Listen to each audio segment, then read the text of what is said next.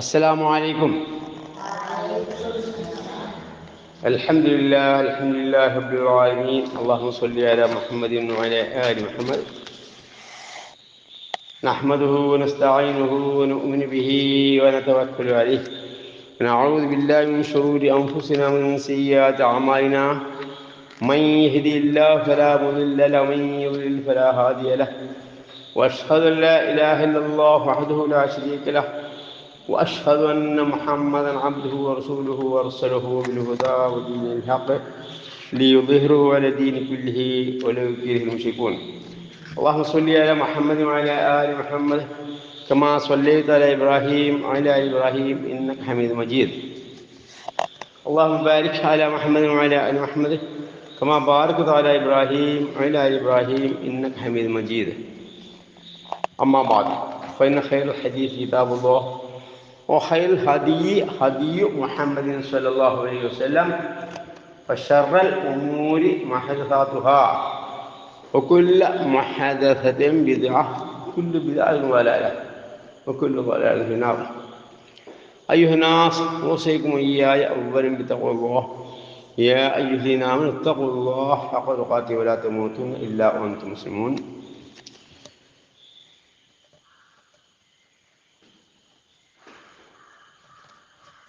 സ്നേഹാദരണീയരായ ശബ്ദം ശ്രദ്ധിച്ചു കൊണ്ടിരിക്കുന്ന സഹോദര സഹോദരിമാരെ, മറ്റു ഉള്ളവരും ആരൊക്കെയാണ് ശബ്ദം ശ്രദ്ധിച്ചു കൊണ്ടിരുന്നത് അവർക്കൊക്കെ തന്നെ അവരോടൊക്കെയായി തന്നെ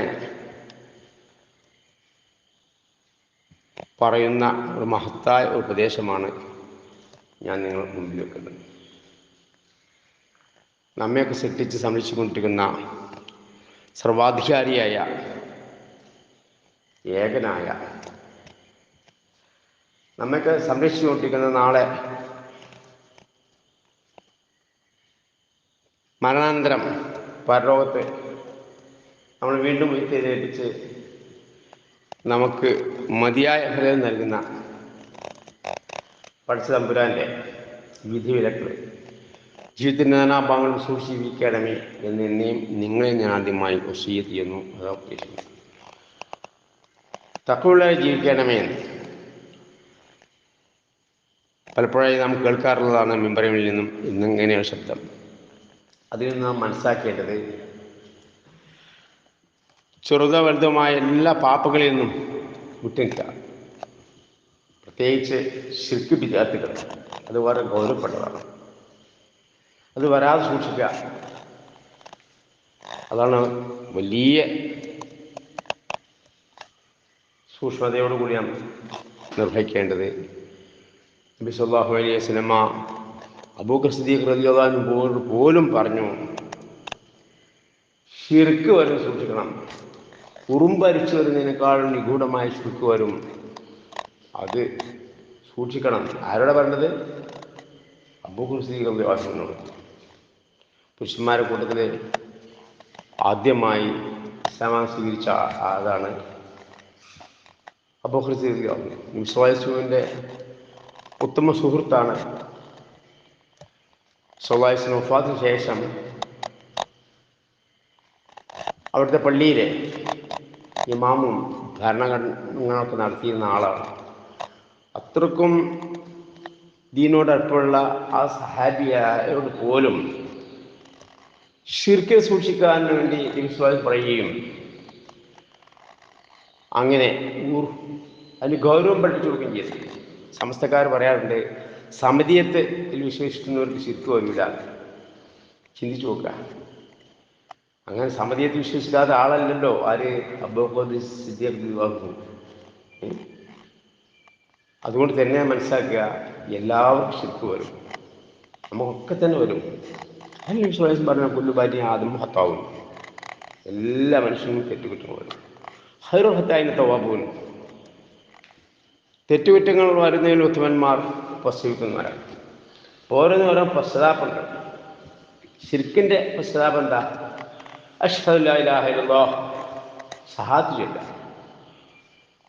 അതാണ് ശിർക്കിൻ്റെ പശ്ചാത്തലം. അള്ളാഹു ഇല്ലാതെ ആരാധനക്കരനായി മറ്റാരുമില്ല എന്ന് പ്രഖ്യാപനം.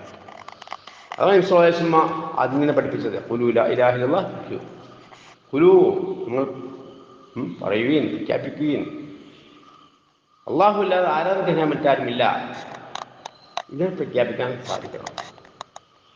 അപ്പോഴാണ് ഒരാൾ മൂമിനാണ്. ആദ്യപടി അതാണ്. പിന്നീട് രണ്ടാമത്തെ ഷഹാദത്ത് വർഷം അള്ളാഹുവിൻ്റെ ദൂതനാണെന്നും മനസ്സവാച കർമ്മം സ്വീകരിക്കണം, പ്രാവർത്തികമാക്കണം. ഒന്ന് മനസ്സിലാണ് ആദ്യത്തേത് ലാ ഇലാഹ ഇല്ലല്ലാഹ് പ്രഖ്യാപനം മനസ്സിൽ നിന്നാണ് ഉണ്ടാകേണ്ടത്. രണ്ടാമത്തേത് നമ്മുടെ ജീവിതത്തിലാണ് ഉണ്ടാവേണ്ടത്. മാതൃകളായി ജീവിച്ച് നമ്മൾ മറ്റുള്ള മാതൃകയായി കാണിച്ചു കൊടുക്കണം. അപ്പോൾ നബി സല്ലല്ലാഹു അലൈഹി വസല്ലം അബൂബക്കർ സിദ്ദീഖ് റളിയല്ലാഹുവിന് പഠിപ്പിച്ചു കൊടുത്ത ആ പ്രാർത്ഥന ഇങ്ങനെയാണ്: അല്ലാഹുമ്മി അഊദു ബിക മിൻ അൻ ഉശ്രിക ബിക ശൈഅൻ വനഅൽ വസ്തഗ്ഫിറുക ലിമാ ലാ അഅലം. വ്യത്യസ്ത രൂപത്തിലൂടെ ഹദീസുകൾ കണ്ടേക്കാം. ചുരുക്കരൂപം: അറിഞ്ഞും അറിയാതെയും ശിർക്ക് വരുന്നതിൽ നിന്ന് ഞാൻ നിന്നോട് രക്ഷ ചോദിക്കുന്നു, ഇസ്തിഗ്ഫാർ ചെയ്ത് പാപം തേടുന്നു. കാര്യം നോക്കുക. അറിഞ്ഞും അറിയാതെയും ശിർക്ക് വന്നേക്കാം. അപ്പോൾ അറിഞ്ഞു വരുന്നതിൽ നിന്നും അറിയാതെ വരുന്നതിൽ നിന്നും അല്ലാഹുവേ ഞാൻ നിന്നോട് ചെയ്യുന്നു, കാവൽ ചോദിക്കുന്നു, ഇസ്തിഗ്ഫാർ ചെയ്യുന്നു. ആ പ്രാർത്ഥന നമ്മൾ പഠിക്കുക. അത് വലിയൊരു കാര്യമാണ്. അല്ലാഹുമ്മി അഊദു ബിക മിൻ അൻ ഉശ്രിക ബിക ശൈഅൻ വഅന അഅലം വസ്തഗ്ഫിറുക ലിമാ ലാ അഅലം. ബാക്കിയുള്ളവർക്ക് ഇൻഷാ അല്ലാഹ് ക്ലാസ്സിന് ശേഷം അത് എഴുതിയുവാണെങ്കിൽ നമുക്കുണ്ടാവാം. അതല്ലെങ്കിൽ നമ്മുടെ ഗ്രൂപ്പിൽ നമുക്ക് പോസ്റ്റ് ചെയ്യാം അർത്ഥസഹിതം. പഠിക്കണം എങ്കിലേ നമുക്ക് മറ്റുള്ളവർ പഠിപ്പിച്ചു കൊടുക്കാൻ പറ്റുള്ളൂ. അതുകൊണ്ട് തന്നെ അത് നമ്മൾ ഗൗരവത്തോടു കൂടി സൂക്ഷ്മത പാലിക്കുക എന്നുള്ളതിൽ ഗൗരവപ്പെട്ടൊരു കാര്യം എന്താവുന്നു, തെറ്റുകുറ്റങ്ങളിൽ നിന്ന് നമ്മൾ മോചനം നേടുക. അതാണ് ചെറിയ തെറ്റുകളൊക്കെ തന്നെ വലുതും ചെറുതുമായ എല്ലാ തെറ്റുകുറ്റങ്ങളിൽ നിന്നും നമ്മൾ എന്ത് ചെയ്യുക, വിട്ട നിൽക്കുക. പിന്നീട് നിർബന്ധ കൽപ്പനകൾ ജീവിതത്തിൽ പാർട്ടുമാക്കുക. പിന്നീട് സുന്നത്തായ കർമ്മങ്ങൾ അതിൻ്റെ കൂടെ നമ്മൾ എന്ത് ചെയ്യുക, കഴിഞ്ഞിട്ട് ചെയ്യുക. ഇങ്ങനെ ജീവിക്കാനാണ് അള്ളാഹുവിൻ്റെ പ്രവാചകൻ നമുക്ക് പഠിപ്പിച്ചു തരുന്നത്. അതാണ് ഇത്തഖുല്ലാഹ് എന്ന് പറഞ്ഞത്. മറ്റൊന്ന് നബി സല്ലല്ലാഹു അലൈഹി വസല്ലം ആയിരിക്കണം പിൻപറ്റേണ്ടത്. ഫത്തഖുല്ലാഹ വഅത്വീൻ. പ്രവാചകന്മാരൊക്കെ തന്നെ അവരുടെ സമൂഹങ്ങളോട് പറഞ്ഞു, എന്ത്? ഫത്തഖുല്ലാഹ്, അള്ളാഹു സൂക്ഷിക്കുക, വഅത്വീൻ, എന്നെ പിൻപറ്റുക. സല്ലല്ലാഹു അലൈഹി വസല്ലം പറഞ്ഞു. നബി സല്ലല്ലാഹു അലൈഹി വസല്ലം ആയിരിക്കണം പിൻപറ്റേണ്ടത്. ആ പിൻപറ്റല് നമ്മുടെ മതപണ്ഡിതന്മാരെ ആകുമ്പോൾ നമ്മൾ ഇസ്ലാമിൽ നിന്ന് പുറത്തു പോകും. അവർക്ക് തെറ്റുകുറ്റവും പറ്റും. ആരും അങ്ങനെ എന്ത് ചെയ്യുന്ന പറഞ്ഞില്ല. ഒറ്റ പ്രവാചകന്മാരും നിങ്ങളുടെ മതപണ്ഡിതന്മാരെ, വാപ്പമാരെ, പൂർവികന്മാരെ, മഹാന്മാരെ, ഇമാമിങ്ങളെ ഒക്കെ പിൻപറ്റിക്കൊള്ളിയും പറഞ്ഞിട്ടേ ഇല്ല. ഒരു കടിഞ്ഞാണം ഇട്ട ഒട്ടകത്തെ പോലെ ആയിരിക്കും നമ്മളെന്ന് പറഞ്ഞത്. കടിഞ്ഞാണിട്ട ഒട്ടകം, ആ കടിഞ്ഞാണത്തിൽ അപ്പുറം പോകാൻ പറ്റൂലല്ലോ. ആ കയറ് പിടിച്ചു കഴിഞ്ഞിട്ടുണ്ടെങ്കിൽ കടിഞ്ഞാണത്തിൽ കയറ് നമ്മൾ ഒരാൾ പിടിച്ചു കഴിഞ്ഞു എങ്കിൽ ആ ഒട്ടകത്തിന് ആ കടിഞ്ഞാൺ പിടിച്ചോടുത്തുകൂടി നടക്കാനേ സാധിക്കുള്ളൂ. എന്നുപോലെ നമ്മുടെ കടിഞ്ഞാണ് വിശ്വാസ കയ്യിലാങ്ങില്ല. മിഹ്ലാംഫുൽ ജമൽ അങ്ങനെ തന്നെ പറയുന്നത്. കടിഞ്ഞാണിൻ്റെ ഒട്ടകത്ത് പോലെയാണ് സത്യവിശ്വാസി. പിന്നെ വിശ്വാസത്തെ പിൻപറ്റിയാണ് നാം ജീവിക്കേണ്ടത്. ഏത് വിഷയത്തിലായാലും ശരി. അത് തെറ്റുമ്പോഴാണ് നമ്മൾ പല കക്ഷികളായി പിരിഞ്ഞു പോകേണ്ടത്. സമസ്തയിൽ എന്തായി? പിളർപ്പുണ്ടായി. ആദ്യം സമസ്തയൊന്നും ഇല്ലല്ലോ. ഇവിടെ സമസ്ത ഇല്ല. 921 ഐക്യസംഘമാണ് ഉണ്ടാക്കിയത്. എല്ലാ പണ്ഡിതന്മാരും ഐക്യസംഘത്തിലായിരുന്നു.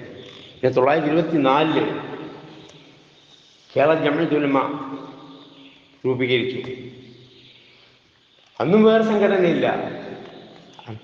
അവരുടെ പ്രമേയം ഖുർആൻ ഹദീസ് അനുസരിച്ച് നബി പ്രബോധനം ചെയ്യുക, നബിശരി അനുസരിച്ച് ജീവിതം ചിട്ടപ്പെടുത്തുക എന്നുള്ളതായിരുന്നു. ഒരു പ്രമേയം തന്നെ ഇല്ല. ഇസ്രായേൽ പറഞ്ഞല്ലോ, പൂർവ്വ സമൂഹം പല സമൂഹങ്ങളായി തിരിഞ്ഞുപോയി. എൻ്റെ സമൂഹം പൂർവ്വൻ പല സമൂഹങ്ങളിൽ തിരിഞ്ഞു. അവർ 72 സമൂഹമായി പിരിഞ്ഞു. എൻ്റെ സമൂഹം 73 പിരിയും. ഒന്ന് മാത്രമാണ് സ്വർഗത്തിലേക്ക് എന്ന് പറയുകയുണ്ടായി. ആ സ്വർഗത്തേക്കുള്ള കക്ഷി ആരാണെന്ന് ചോദിച്ചപ്പോൾ മാത്രമല്ല മറ്റു കക്ഷികൾ മുഴുവൻ നരകത്തിലാണെന്ന് പറഞ്ഞു. അതൊക്കെ വിശ്വാസമായ കക്ഷികളാണ്. ശരിക്കും മുമ്പ് കൊണ്ട് എല്ലാ കാര്യം ചെയ്യുന്നത് തന്നെയാണ്. തൈരിഹിനും മുങ്കറ എന്ന് മറ്റേ ഹദീസ് പറഞ്ഞു. അത് നല്ല കാര്യം ചെയ്യുന്നതായും ചീത്ത കാര്യം ചെയ്യുന്നതും കാണാം. പക്ഷെ എന്താകുന്നു, അപകട വിശ്വാസം പഠിപ്പിച്ചാത്ത പല കാര്യങ്ങളും ജീവിതത്തിൽ കൊണ്ടുവന്നു, വിദ്യാർത്ഥികൾ കൊണ്ടുവന്നു. പക്ഷേ മഹാത്മാക്കൾ സഹായം ചോദിച്ചു. വഫാത്തായ പ്രവാചകൻ പാപം നേടി, അള്ളാഹുവിനോട് നേർച്ചയർപ്പിച്ചു, രക്ഷ അഭ്യർത്ഥിച്ചു. വൈബിയ നിലക്ക് അള്ളാഹുവിനോട് അല്ലാത്തവരോട് രക്ഷ അഭ്യർത്ഥിച്ചു. അള്ളാഹു എല്ലാവരും സത്യം ചെയ്തു. മറിഞ്ഞ കാര്യം പറയാൻ വേണ്ടി ബീവിമാരെടുത്ത് തങ്ങന്മാരെടുത്ത് പോയി. മറിഞ്ഞ കാര്യം പറയുന്നത് അള്ളാഹു മാത്രമാണ്. ആ വിശ്വാസം തെറ്റി. വൈബിയ നിലക്കുള്ള സഹായപ്രവർത്തന നടത്തുവാൻ അഭ്യർത്ഥന അള്ളാഹു മാത്രമാണ്. അത് ആരാധനയാണ്. വൈബിയ സഹായപ്രവർത്തന അത് പ്രാർത്ഥനയാണ്. ആരാധിക്കാൻ അള്ളാഹു മാത്രമാണ്. ഇന്ന് തൗഹീദ് തെറ്റി. അവർ ന്യായം പറഞ്ഞിരുന്നു പണ്ഡിത പോയിന്മാർ അത് ചെയ്യുന്നുണ്ട് എന്നുള്ളതാണ്. അതുകൊണ്ട് നാം മനസ്സിലാക്കേണ്ടത് ഐക്യസംഘം ആ കാലഘട്ടത്തിലാണ് രൂപീകരിക്കുന്നത്. അള്ളാഹു പഠിപ്പിക്കാത്ത മൗലൂദ്, റാത്തീബ്, ഹദ്ദാദ്, കുത്തുബേത്തുകൾ, കുടിയോത്തുകൾ, മരിച്ച വീട്ടിൽ ഖുർആൻ പാരായണം നടത്തുക, മയ്യിത്ത് കൊണ്ടുപോകുമ്പോൾ ദിക്ർ ചൊല്ലുക, മരിച്ചതിന് ശേഷം ഖബറിൽ വെച്ച് കഴിഞ്ഞിട്ടുണ്ടെങ്കിൽ തെരക്കീം ചൊല്ലി കൊടുക്കുക. 2 മലക്കുകൾ വരും, ഇനി കാര്യം ചോദിക്കും, അവൻ നിന്നെ മറുപടി പറയാ എന്നൊക്കെ പറയുക. തെരക്കീം ചൊല്ലി കൊടുക്കുക എന്നാണ്. അപ്പം അന്ന് രാത്രിയോ പിറ്റേ രാത്രിയോ 1, 3, 7, 40 ആണ്ട് ഇങ്ങനെയൊക്കെ ദിവസങ്ങളിൽ ജനങ്ങൾ കൂട്ടിയിട്ട് മൗലൂദ്, റാത്തീബ്, ഹദ്ദാദ്, കുത്തുബേത്തുകൾ നടത്തി ഭക്ഷണം കൊടുക്കുക. ആ കാലഘട്ടത്തിലാണ് ജംഇയ്യത്തുൽ ഉലമ രൂപീകരിക്കുന്നത്. അതൊന്നും നബി സ്വല്ലല്ലാഹു അലൈഹി വസല്ലം പഠിപ്പിച്ചതല്ല, ബിദ്അത്താണ്. നിങ്ങൾ അനാചാരങ്ങളാണ്. അനാചാരങ്ങൾ ചെയ്താൽ ബശറുൽ ഉമൂർ വിശ്വാസം കഠിനമായി ഉപയോഗിച്ചതാണ്. മതകാലം വെച്ച് ഏറ്റവും ഷർറായതാണത്. മഹദാക്കുക, അത് പുതുതായി നിർമ്മിച്ചുണ്ടാക്കിയതാവുന്നു. എന്ത് അനാചാരങ്ങൾ ഒക്കുള്ള ബിദ്അ, അങ്ങനെ പുതുതായി നിർമ്മിച്ചതൊക്കെ ബിദ്അത്താവുന്നു. കുൽബിദം വലാല, വഴിച്ച് മാർഗമാകുന്നു. മറ്റേ നരകത്തികൾ മാർഗവുമാവുന്നു എന്നാണ് പറഞ്ഞത്. കാരണം നബി സ്വല്ലല്ലാഹു അലൈഹി വസല്ലം പഠിപ്പിച്ചു തരാത്ത കാര്യങ്ങൾ നല്ലത് നിലയ്ക്ക് നമ്മൾ ചെയ്യുക. അതാണ് മൗലൂദ്, റാത്തീബ്, ഹദ്ദാദ് ഉപയോഗിച്ച് മരിച്ചുകൊണ്ട് സഹായം തേട്ടം, അതേപോലെ വഫാത്തായ പ്രവാചകരുടെ പാപം തേട്ടം, കാര്യങ്ങളൊക്കെ തന്നെ പറഞ്ഞുവല്ലോ. അതൊക്കെ ബിദ്അത്തുകളാണ്, വലാലത്തുകളാണ്. ബിദ്അത്ത് ചെയ്താൽ അല്ലാഹു തആല എന്തല്ല ഫർദും സുന്നത്തുമായ ഒരു അമൽ സ്വീകരിക്കില്ല. ലാ യഖുലുല്ലാഹു മിൻ സാഹിബി ബിദ്അത്തി സർഫുൻ വലാ അദ്ല കമാ ഖാല റസൂലുള്ളാഹി സ്വല്ലല്ലാഹു അലൈഹി വസല്ലം. അവർ ഗൗരവത്തോട് പറഞ്ഞു. ബിദ്അത്ത് ചെയ്തതിൻ്റെ അപകടം 2 അപകടങ്ങൾ. ഒന്ന്, ബിദ്അത്ത് ചെയ്താൽ അത് ശിർക്ക് എത്തിപ്പെടാനുള്ള കാരണമാണ് ബിദ്അത്ത്. മറ്റൊന്നോ, നമ്മൾ ഫർദും സുന്നത്തുമായ അമൽ പിന്നെ അല്ലാഹു സ്വീകരിക്കില്ല. ഇന്ന് നിസ്കരിക്കാരൻ നോമ്പൂറ്റിലാണ് ഏതുവരെ അത് ഉപേക്ഷിക്കുന്നവരെ, ബിദ്അത്തായ കാര്യങ്ങൾ ഉപേക്ഷിക്കുന്നവരെ നമ്മൾ ഫർളും സുന്നത്തും അമലുകൾ അല്ലാഹു സ്വീകരിക്കില്ല എന്ന് പറയുമ്പോൾ അതിന് ഗൗരവം മനസ്സിലാക്കുക. അതുകൊണ്ടാണ് വിശ്വാസം പറഞ്ഞത് എൻ്റെ സമൂഹം 73 പേരും, അത് 1 മാത്രമാണ് സ്വർഗത്തിൻ്റെ അവകാശികൾ, ബാക്കി 72 നരകത്തിലേക്കാണ്. ഒരു ഗൗരവം മനസ്സിലാക്കുക. മാത്രമല്ല, കലാകാലം നരകത്തിൽ എത്തിപ്പെടുന്ന ഷിർക്കിൽ എത്തിപ്പെടുകയും ചെയ്യും. അപ്പോൾ വിദഅത്ത് ഈ ഷിർക്ക് എന്നൊക്കെ പറഞ്ഞാൽ എന്താണ്? നബി സല്ലല്ലാഹു പഠിപ്പിച്ചാത്ത കാര്യങ്ങൾ ശിർക്കുകളൊക്കെ തന്നെ, വിദഅത്തുകളും അതേപോലെ തന്നെ. നബി സല്ലല്ലാഹു ശരിയില്ലാത്ത കാര്യങ്ങൾ. ഒന്നാമതായിട്ട് നാം മനസ്സിലാക്കേണ്ടത് ശിർക്കും വിദഅത്തുകളിൽ നിന്ന് വിട്ടുനിൽക്കാൻ ഒന്നാമതായിട്ട് നാം മനസ്സിലാക്കേണ്ടത് നബി സല്ലല്ലാഹു അലൈഹി വസല്ലം ശരിയിൽപ്പെട്ടതാണോ അല്ലേന്ന് പരിശോധിക്കുക. അതാണ്. കാരണം ശിർക്കാവട്ടെ വിദഅത്താവട്ടെ എല്ലാം എന്താവുന്നു? അള്ളാഹുവിൻ്റെ പ്രവാചകൻ പഠിപ്പിച്ചാത്ത കാര്യമായത് അനാചാരമാകുന്നു. വിദഅത്തുകളിൽ നിന്നുണ്ട്, ശിർക്കിൽ എത്തിപ്പെടുന്ന വിദഅത്തുണ്ട്, എത്തിപ്പെടാത്ത വിദഅത്തുകളുണ്ട്. അതാണ് നമുക്ക് ഓരോരുത്തോട് മനസ്സിലാക്കേണ്ടത്. ഇപ്പോൾ നമസ്കരിച്ചതിന് ശേഷം നമ്മൾ സമസ്ത പള്ളിയിൽ കാണാം ഇമാം തിരിഞ്ഞിരുന്ന് ദുആ ചെയ്യുന്നു. അത് അള്ളാഹുവിനോടുള്ള പ്രാർത്ഥനയാണെന്ന് കരുതാം. ഖുർആനിലെ പ്രാർത്ഥനകളാണ്, അതേപോലെ തന്നെ നബി സല്ലല്ലാഹു പഠിപ്പിച്ച പ്രാർത്ഥനകളാണ് കരുതിക്കൊള്ളി. എങ്കിൽ അതെന്താ ഉള്ളൂ? ഉമ്മീങ്ങൾ ആമീൻ പറയുന്നു. അതൊക്കെ എന്താവുന്നു? അത് ശിർക്കൻ ബിദഅത്തല്ല. അതെന്താവുന്നു? അത് ഒരു ബിദഅത്താവുന്നു, അനാചാരമാവുന്നു. നബി സല്ലല്ലാഹു അലൈഹി വസല്ലം പഠിപ്പിച്ചതില്ല. നബി സല്ലല്ലാഹു അലൈഹി വസല്ലം മദീനത്തെ പള്ളിയിൽ ഏകദേശം 10 വർഷത്തോളം ഇമാമായി നമസ്കരിച്ചു. ശേഷമല്ല വഫാത്താകുന്നത്.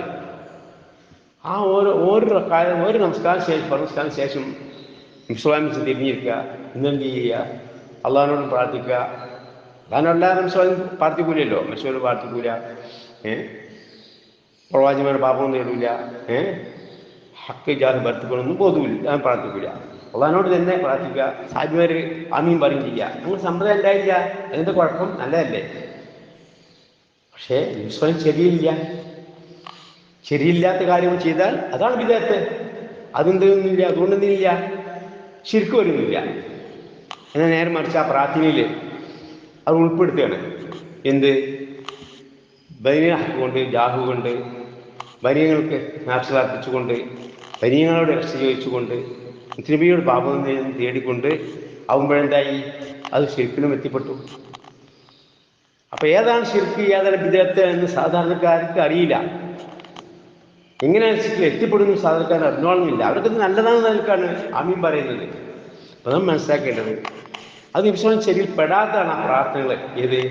നമസ്കരിച്ചതിന് ശേഷം തിരിഞ്ഞുള്ള പ്രാർത്ഥന. അതിന് ആമീൻ പറയുന്ന സമ്പ്രദായം, ആദ്യം ആമീൻ പറയുന്ന മുസ്ലിം പ്രാർത്ഥന സമ്പ്രദായം ഉണ്ടായിട്ടില്ല. എന്നാൽ ഖുതുബകളൊക്കെ അപ്പം ആ കാര്യം നമ്മൾ ഓർത്തുകൊണ്ട് അത് ബിദഅത്താണ്, അനാചാരമാണ് എന്ന് മനസ്സിലാക്കി അതിൽ വിട്ടു നിൽക്കുക. അതാണ് നമ്മൾ ഒന്നാമത് ചെയ്യേണ്ടത്. നബി സല്ലല്ലാഹു അലൈഹി വസല്ലം പെടാത്ത കാര്യം വിട്ടു നിൽക്കുക. അത് എല്ലാവർക്കും സാധിക്കുമല്ലോ. അത് ഗൗരവപ്പെട്ട കാര്യമല്ലേ? കാരണം നമ്മൾ നരകത്തിൽ എത്തിപ്പെടുന്ന വിഷയമല്ലേ, നമ്മൾ അമൽ സ്വീകരിക്കാത്ത വിഷയമല്ലേ. അപ്പം അതിൽ നിന്നുണ്ടല്ല ശിർക്കാണെന്ന് പറയേണ്ടവരോട് അത് അനാചാരമാണ്. അത് മനസ്സിലാക്കി കഴിഞ്ഞതിന് ശേഷം എങ്ങനെ ശിർക്ക് വരുന്ന കാര്യം നമുക്ക് പഠിപ്പിച്ചു കൊടുക്കാം. അല്ലാതെ ആദ്യം തന്നെ നമ്മൾ ശിർക്കാണെന്ന് പറഞ്ഞാൽ നമ്മൾ സ്വന്തക്കാർ ആളുകൾ ഇനി എൻ്റെ വർത്തമാനം കേൾക്കണ്ട, ഞങ്ങൾക്ക് ശീലിക്കാണെന്ന് തന്നെ പറയുന്നത് കണ്ട് ഒരു ഒഴിഞ്ഞു പോകും. അത് പറയണ്ട. ഇങ്ങനെ പറഞ്ഞു നോക്കാം. നമ്മൾ സാധാരണക്കാരെ ഉപദേശിക്കുമ്പോഴും ഇത്തരം കാര്യങ്ങളൊക്കെ അനാചാരങ്ങളാകുന്നു. അനാചാരം ചെയ്താൽ നമ്മൾ അമലൊന്നും അള്ളാഹു സ്വീകരിക്കില്ല എന്ന് ഹദീസ് വന്നിട്ടുണ്ട്. ആ ഹദീസ് ചോദ്യം കേൾപ്പിച്ചു കൊടുക്കുക. അങ്ങനെ എന്ത് ചെയ്യുക? പതുക്കെ അത് അനാചാരം എന്ന് മനസ്സിലാക്കി കഴിഞ്ഞാൽ പിന്നെ അവനോട് ചോദിക്കുമ്പോൾ എങ്ങനെ? അപ്പം അനാചാരങ്ങൾ എന്തുണ്ട്? ശരിക്കും എത്തിപ്പെടുന്ന അനാചാരമുണ്ട്, എത്താത്ത അനാചാരങ്ങളുണ്ട്. അത് വിശേഷിപ്പിച്ചു കൊടുക്കുക. വൈബിയാണെങ്കിൽ സഹായപ്രവർത്തന മരിച്ചവരോട് ആവുമ്പോൾ, അള്ളാഹു വഴിയുള്ളവരോടാവുമ്പോൾ അതൊക്കെ ശരിക്കും എത്തിപ്പെടുന്നതാണ്. അത്ര ഒരു വാക്കാണ് പറഞ്ഞത്. മനക്കാരും വേണ്ടില്ല, ജിന്നാരും വേണ്ടില്ല, ആരായാലും വേണ്ടില്ല. മറ്റൊന്ന് ശരിക്കും എത്തിപ്പെടുന്ന കാര്യം പണ്ഡിത് പോയി നമ്മൾ പിൻപറ്റുക. എങ്ങനെ? അവരെന്ത് ചെയ്യുന്നു? അള്ളാഹു തആല ഹറാമാക്കിയ കാര്യം ഹലാലാക്കുന്നു. ഇത്തരം ശരിക്കും വിദഅത്ത് കാര്യങ്ങൾ ഹലാലാക്കുന്നു, ഹലാലാക്കിയ കാര്യങ്ങൾ ഹറാമാക്കുന്നുണ്ട്. അപ്പം അങ്ങനെയുള്ള ആളുകളെ പിൻപറ്റുക എന്നുള്ളത് എന്താവുന്നു? ശിർക്കിൽ എത്തിപ്പെടുന്ന മറ്റൊരു കാര്യമാകുന്നു. അത് ആരാധന നടത്തുന്നതിന് തുല്യമാണെന്ന് ഒരു പ്രസിദ്ധ സഹാബി വരെയും ഹദീബി ഹാത്തിം റളിയല്ലാഹു അൻഹു ഇസ്ലാം സ്വീകരിക്കാൻ വേണ്ടി നബി സല്ലല്ലാഹു അലൈഹി വസല്ലം സദസ്സിൽ വരികയാണ്. അപ്പോഴേ അദ്ദേഹം നബി സല്ലല്ലാഹു അലൈഹി വസല്ലം സൂറത്ത് തൗബയിൽ ഒരു ആയത്ത് ഓതിക്കൊണ്ടിരിക്കുക. ഏതൊരു ആയത്ത്? അഊദു ബില്ലാഹി മിനശ് ശൈത്വാനിർ റജീം. ഇത്തഖദു അഹ്ബാറും റുഹ്ബാനും അർബാബും മിൻ ദൂനില്ലാഹ് എന്നുള്ള ആയത്താണ് ഓതിക്കൊണ്ടിരിക്കുന്നത്. അപ്പോൾ ഹാത്തിബ് റളിയല്ലാഹു ക്രിസ്ത്യമതം സ്വീകരിച്ച ആളാണ്. അദ്ദേഹം പറഞ്ഞു, നിഷേധിച്ചു, അവർ പണ്ഡിത പുരോഹിതന്മാരെന്ത് ചെയ്യുന്നു, ഞങ്ങൾ റബ്ബുകളാക്കുന്നില്ലല്ലോ എന്ന്. അത് റബ്ബുകളാക്കാൻ ആരാധിക്കുക, റബ്ബുകളാക്കി ആരാധിക്കുക. ഞങ്ങളത് ചെയ്യുന്നില്ലല്ലോ, ഞങ്ങളവരെ റബ്ബുകളാക്കി ആരാധിക്കുന്നില്ലല്ലോ എന്ന് പറയും. ഇല്ലാതെ ഉണ്ട്, വിശ്വാസം ഉണ്ട്. എങ്ങനെയാണ്? പക്ഷെ വിശ്വസിച്ചു കൊടുക്കണം. അവർക്ക് ഹലാമ അള്ളാഹു നിങ്ങൾക്ക് വേദഗ്രന്ഥത്തിൽ ഹറാമായ കാര്യങ്ങൾ ഹലാലാക്കി തരുന്നില്ലേ? ഉണ്ട്, സമ്മതിച്ചു. അതേപോലത്തെ ഹലാലായ കാര്യം ഹറാമാക്കുക, അതേപോലത്തെ ഹറാമായ ഹലാലാക്കി തരുന്നില്ലേ? തിരിച്ചു മറിച്ച് ചോദിച്ചു. ഉണ്ട്. അത് തന്നെയാണ്. നിങ്ങൾ പിൻപറ്റുന്നില്ലേ? ഉണ്ട്. അതെ. അങ്ങനെ അവരെ പിൻപറ്റുക എന്നുള്ളതാണ് എന്ത് അവർക്കുള്ള ആരാധന എന്ന് പറയുകയുണ്ടായി. അദ്ദേഹം ശ്രമം സ്വീകരിക്കുകയും ചെയ്തു. അപ്പോൾ മനസ്സിലാക്കേണ്ടത്, പണ്ഡിത പുരോഹിതന്മാരെ പിൻപറ്റുക എന്നാൽ അത് പല ഫത്വകൾ ഇറക്കും. ആ ഫത്വകൾ പിന്നാലെ പോയി നബി സല്ലല്ലാഹു അലൈഹി വസല്ലമയെ പിൻപറ്റിയ പകരം പണ്ഡിത പുരോഹിതനെ പിൻപറ്റിയാൽ നമ്മൾ വഴിച്ചു പോകും. നമ്മൾ വഴിച്ചു പോകും. എങ്ങോട്ട് വഴിച്ചു പോകണ്ട്? ശിർക്കിലേക്ക്, കുഫ്രിയത്തിലേക്ക്. എന്നെന്നും നരകം നഷ്ടപ്പെടുന്നു, നരകത്തിൽ പ്രവേശിക്കുന്ന, സുഖം നഷ്ടപ്പെടുന്ന അപകടമായ അവസ്ഥയിൽ നമ്മൾ എത്തിപ്പെടും. അതുകൊണ്ട് തന്നെ നമ്മളെന്ത് വേണം? പണ്ഡിത പുരോഹിതന്മാരെ പിൻപറ്റാൻ പാടില്ല. നമ്മൾ പല സംഘടനയുള്ളവരാണ് നമ്മളൊക്കെ തന്നെ. ആ സംഘടന തുറന്നോളിയും, പ്രശ്നമില്ല. ഇന്ത്യൻ വിശ്വാസം നമ്മൾ പഠിപ്പിച്ചെന്ന് പൂർവ്വ സമൂഹം 72 കഴിഞ്ഞു, എൻ്റെ സമൂഹം 73 കഴിഞ്ഞു. അതിൽ 72 നരകത്തിലേക്കാണ്. നമസ്കരിക്കുന്നവർ, നോമ്പ് വെക്കുന്നവരാണ്. ഒരു സമൂഹമാണ് താൻ സ്വർഗത്തിലേക്ക്. അതേതും ചോദിച്ചു, സാഹിബന്മാർ ചോദിച്ചപ്പോഴും ഇന്ത്യ പറഞ്ഞു, മാ അന അലൈഹി വസ്ഹാബി, ഞാൻ എൻ്റെ സാഹിബ് ഏതൊരു മാർഗത്തിലോ ആ മാർഗം. അപ്പോൾ അതാണ് എന്ത് ചെയ്യേണ്ടത്? നാം സ്വീകരിക്കേണ്ടത് നബി സാഹിബത്തിന് ഏകോപിച്ച മാർഗം. അതാണ് നമ്മളെ പ്രമേയം. അതാണ് നമ്മളെ പ്രമേയമായി എഴുതിയത്. ഇന്ന് ജംഇയ്യത്തുൽ ഉലമ 1921 റഷ് ചെയ്തപ്പോൾ നമ്മൾ പ്രമേയമായി എഴുതിയതാണ്. ഇന്നും അത് തന്നെയാണ് നമ്മൾ പ്രമേയം, നബി സാഹിബിന് ഏകോപിച്ച മാർഗം. അപ്പം എന്ത് ചെയ്യണം? നമ്മൾ പഠിച്ചറിയണം. സമസ്തക്കാരോ 1924 ജംഇയ്യത്തുൽ ഉലമയിൽ നിന്നും എന്ത് ചെയ്ത് രജിസ്റ്റർ ചെയ്ത ശേഷം റഷ്യന്മാരൊക്കെ ഉണ്ട്, കൂടെ ഉണ്ട്. കുറച്ച് നാളുകൾ കൂടെ നിന്ന് ഈ മുലൂദ് പാടില്ല, ഹദാദ് പറ്റൂല, റാദി പറ്റൂല, അന്ധവിശ്വാസം ആചാരപ്പറ്റിയും നമ്മളെ പണ്ഡിതന്മാരും പ്രഭാവം നടത്തിയപ്പോൾ അവർക്ക് പ്രയാസം തോന്നി. ഇത്രയും വാപ്പപ്പന്മാർ പൂർവികന്മാർ ചെയ്തു പോകുന്നതാണല്ലോ, മഹാന്മാർ ചെയ്തു പോകുന്നുള്ള കിതാബുള്ളതല്ലേ, അതെന്താ അവരിങ്ങനെ എതിർക്കാൻ കാരണം? അപ്പം ഞങ്ങളില്ലാതെ കുറേ ആ പണ്ഡിതന്മാർ ഇറങ്ങിപ്പോയി. അവർ ചെയ്തു, വേറെ സംഘടന രൂപീകരിച്ചു. അതാണ് സമസ്ത കേരള ജംഇയ്യത്തുൽ ഉലമ. അത് 1926 തോന്നുന്നുണ്ട്. അവരിപ്പോൾ 100-ാം വർഷം ആഘോഷിച്ചു കൊണ്ടിരിക്കുകയാണ്. ആയിട്ടില്ല. ജംഇയ്യത്തുൽ ഉലമക്കാണ് 100-ാം വർഷം ആഘോഷിക്കാനുള്ള അവസരം 1924 റഷ് ചെയ്ത. അവർ 1926 തോന്നുന്നത്. ഇനിയും 2 വർഷം കഴിയണം. അതോടുകൂടി ഒരു പ്രമേയം എന്ത് ചെയ്തു? എഴുതി പാസ്സാക്കി. ആ പ്രമേയത്തിന് പിന്നിലാണ് പോലുള്ളത്. നമ്മളെ പ്രമേയം എന്താണ്? മനസ്സിലാക്കും. മാ അന അലൈഹി വസ്ഹാബി, ഞാനും എൻ്റെ സാഹിബ് ഏതോ മാർഗം. പരിശുദ്ധ ഖുർആൻ പഠിച്ചറിയുക, അതിൽ വിശ്വസിക്കുക, എന്നിട്ട് അതിനനുസരിച്ച് എങ്ങനെയാണ് നബി സല്ലല്ലാഹു അലൈഹി വസല്ലം സാഹിബിന് പഠിപ്പിച്ചു കൊടുത്തു ആ മാർഗം.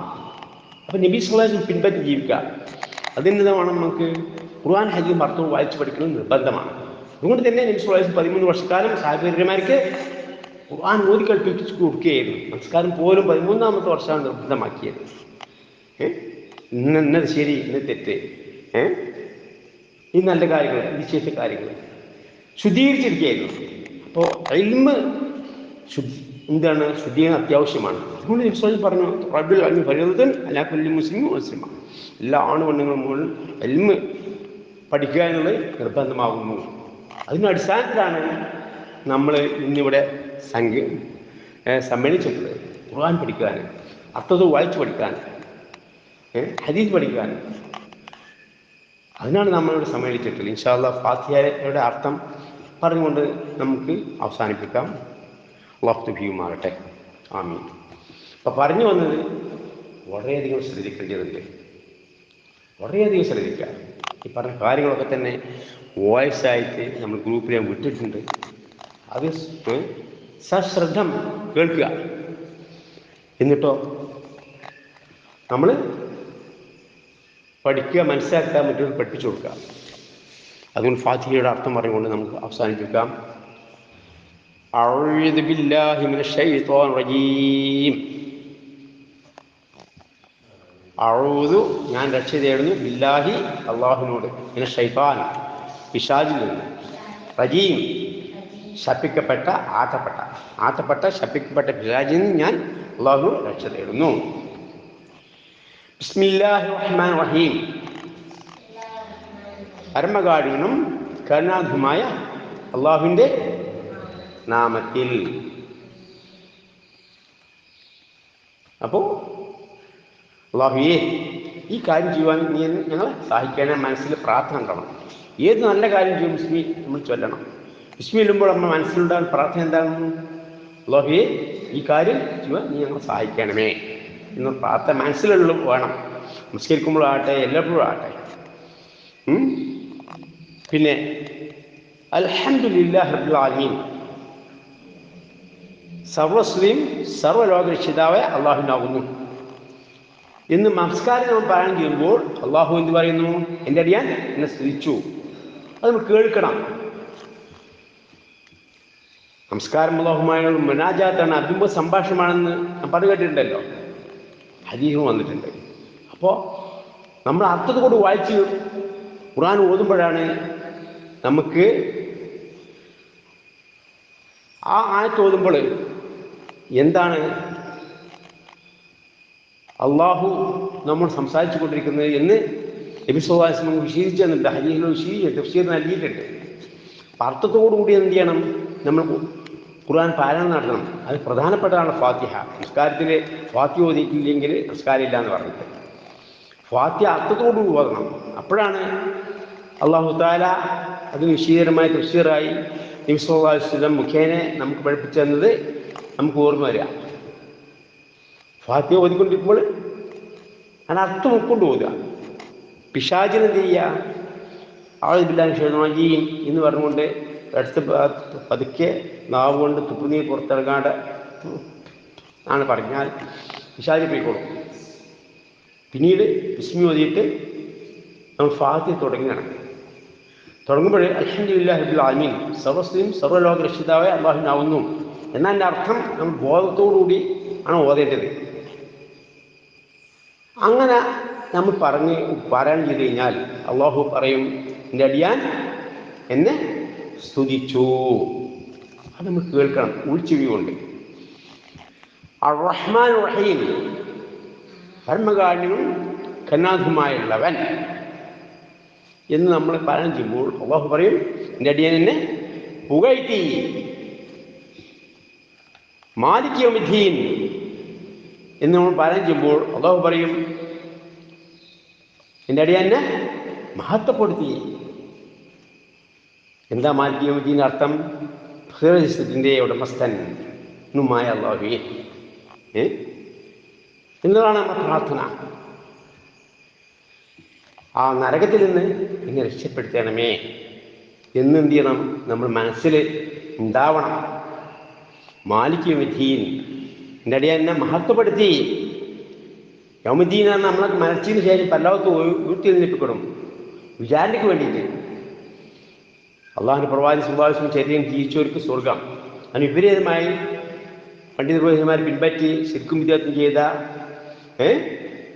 ആളുകൾക്ക്, അള്ളാഹു വഴിയുള്ളവർക്ക് നേർച്ച അർപ്പിച്ച് അള്ളാഹു വഴികൾ പ്രാർത്ഥിച്ചവർക്ക്, നിസ്വലായിട്ട് പാപങ്ങൾ തേടിയവർക്ക്, ശിർക്ക് ചെയ്തവർക്ക്, മറ്റുള്ള പാപങ്ങളൊക്കെ ഉണ്ട്, മഹാപാപങ്ങളും ചെറിയ പാപങ്ങളും ചെയ്ത് നിസ്കരിക്കാത്തവർക്ക്, നോമ്പ് വെക്കാത്തവർക്ക്, അവർക്കൊക്കെ എന്താവുന്നു?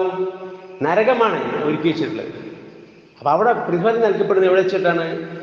മരണത്തിന് ശേഷം പരലോകത്ത് ഒരുമിച്ച് കൊണ്ടുപോഴാണ്. ആ കാര്യം ഓർമ്മ വരണം.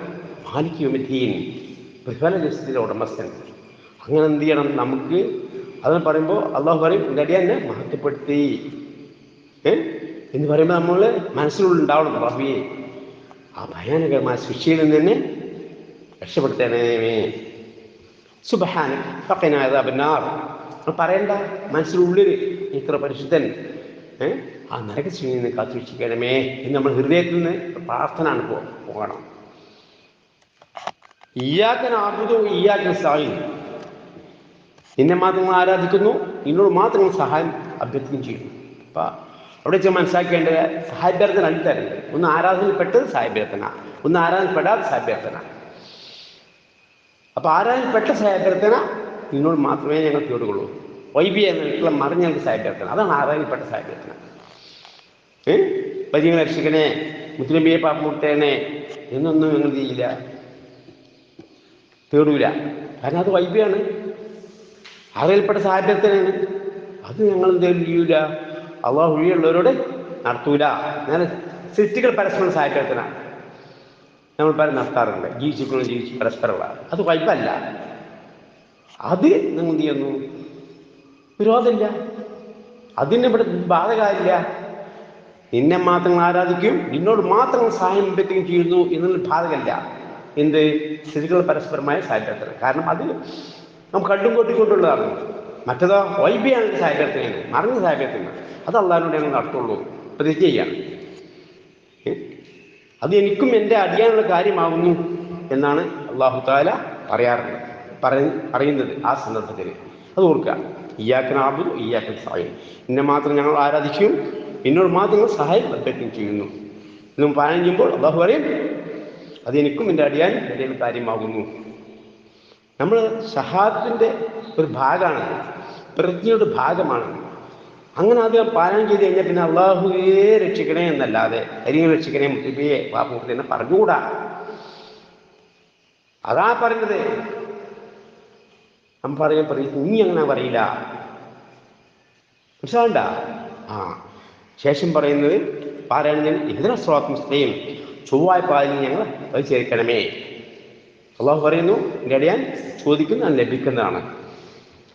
സ്രോത്തല്ലതീന നാമത്തെയും നീ അനുഗ്രഹിച്ചുള്ള പാത, അതാണ് നബി സാഹിബ് ചോദിച്ച ഏകമാർഗം, നമ്മുടെ പ്രമേയം. മാ അനലി ഹാബി, അതിൻ്റെ സാഹിബ് ചെയ്ത മാർഗത്തിലോ ആ മാർഗം. അത് പറയാണെങ്കിൽ അള്ളാഹു പറയും എൻ്റെ അടിയിൽ ചോദിക്കുന്നത് ലഭിക്കുന്നതാണ്. വായിൽ മൗദൂബിയയും കൊട്ടുപെട്ടൊരു പാതയല്ല. അതേതാണ്? ജൂത ക്രിസ്ത്യാനികളുടെ പാത. അവരെന്ത് ചെയ്യുന്നത്? ദീനില്ലാത്ത കാര്യങ്ങൾ കൂട്ടിച്ചേർത്തു, ഉള്ള കാര്യങ്ങൾ ഒഴിവാക്കി ചെയ്യും. കോപ്പിക്കൊട്ടു ക്രിസ്ത്യാനികൾ. സമസ്തക്കാരും ചെയ്തു കുറേ കാര്യങ്ങൾ കൂട്ടിച്ചേർത്തു പ്രഭയത്തിലൂടെ മരിച്ചുകൊണ്ട് സഹായം ചെയ്യിക്കാൻ 31 കാര്യങ്ങൾ, നേർച്ചകൾ അർപ്പിക്കാൻ, അതേപോലെ ധാരാളം അനാചാരങ്ങൾ എഴുതിണ്ടാക്കി അവരെന്ത് ചെയ്തു? കേരള മുസ്ലിങ്ങൾ അനേകം വർഷമായി ചെയ്തിരുന്നു, ഇപ്പോൾ ചെയ്തു വരുന്ന താഴെ പറഞ്ഞ കാര്യങ്ങൾ മതാനുഷ്ഠാനങ്ങളാണെന്ന് പ്രമേയ ദിവസമാണ് ഉണ്ടാക്കി. ഖുർആനോ ഹദീസോ തെളിവില്ല. കേരള മുസ്ലിങ്ങൾ ചെയ്യുന്നതൊക്കെ ശരിയാണ് അല്ലല്ലോ. നമ്മളതോ പ്രമേയോ നബി സാഹിബ് ചോദിച്ച മാർഗം ഖുർആൻ ഹദീസിന് തെളിവുകൾ ഉള്ളത്. അപ്പോൾ അവർക്കോ ഖുർആൻ ഹദീസ് തെളിവില്ല. അതാണ് പ്രമേയ എഴുതി പാസ്സാക്കേണ്ടി വന്നത്. പണ്ഡിമാർ ഇരുന്നാണ്ട് ക്രിസ്ത്യാനികൾ സഭകൾ പാസ്സാക്കി പോലെ പാസ്സാക്കിയിട്ടുണ്ട്. മാത്രമല്ല അവർ 6ാം സമ്മേളനത്തിനും 50ാം സമ്മേളനത്തിനും അതേപോലെ തന്നെ 70ാം സമ്മേളനത്തിനും എന്ത് ചെയ്തു?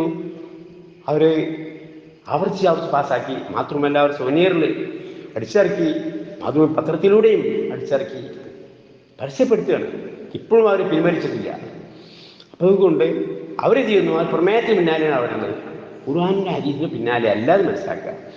അതുകൊണ്ടല്ല, അങ്ങനെ ഖുർആൻ ഹദീസിൻ്റെ പിന്നാലെ അല്ലാത്ത ഏത് പ്രസ്താവന പിന്നാലെ പോയാലും ശരി നമ്മൾ വഴിച്ചു പോകും. മനസ്സിലാക്കുക. ചുരുക്കത്തിൽ പണ്ഡിതന്മാരെ പിൻപറ്റിയാൽ വഴിച്ചു പോകും, തെറ്റുപറ്റാൻ പറ്റും. പിൻപറ്റേണ്ട വിശ്വാസമാണ് നബിസ്ലാമിന് പ്രത്യേകിച്ച് മാർഗമാണ്. അതാണ് സ്വലാത്ത് മുസ്തഖീം എന്നൊരു കാര്യം മനസ്സിലാക്കുക. അപ്പോൾ ഇതിനെ സ്വലാത്ത് മുസ്തഖീം ചൊവ്വായ പാതിൽ ഞങ്ങൾ പരിചരിക്കണമേ. സ്വലാത്തുല്ലദീന അംതയും ഞങ്ങളുടെ പാത നബി സാഹിബ് പ്രത്യേകിച്ച് ആ പാത അതിൽ മഹദൂബിയും കോപ്പിപ്പെട്ടൊരു പാതയിലല്ല, ശിർക്കും വിദ്യാർത്ഥിയുടെ പാതയിലല്ല, വളവാലിയും വഴിച്ചൊരു പാതയുമല്ല. അതേതാ? പഠിച്ചില്ല പ്രവർത്തിച്ചില്ല, ആ പാതയിലുമല്ല. മനസ്സിലായ? مثل حبيل التوراة ثم لم يحملوها كمثل الحمار يحمل أسفارا. സൂറത്ത് ജുമയിൽ അല്ലാഹു തആല പറഞ്ഞു. തൗറാത്ത് നൽകപ്പെട്ടേരും എന്ത് ചെയ്തില്ല? ആ തൗറാത്തിലുള്ള പ്രകാരം അവരെന്ത് ചെയ്തില്ല? ജീവിച്ചില്ല. കഴുതിൻ്റെ പുറത്ത് ഗ്രന്ഥം വെച്ച പോലെ, ഗ്രന്ഥം വായിക്കുക കഴുതയെ പോലെയാണ് പറഞ്ഞത്.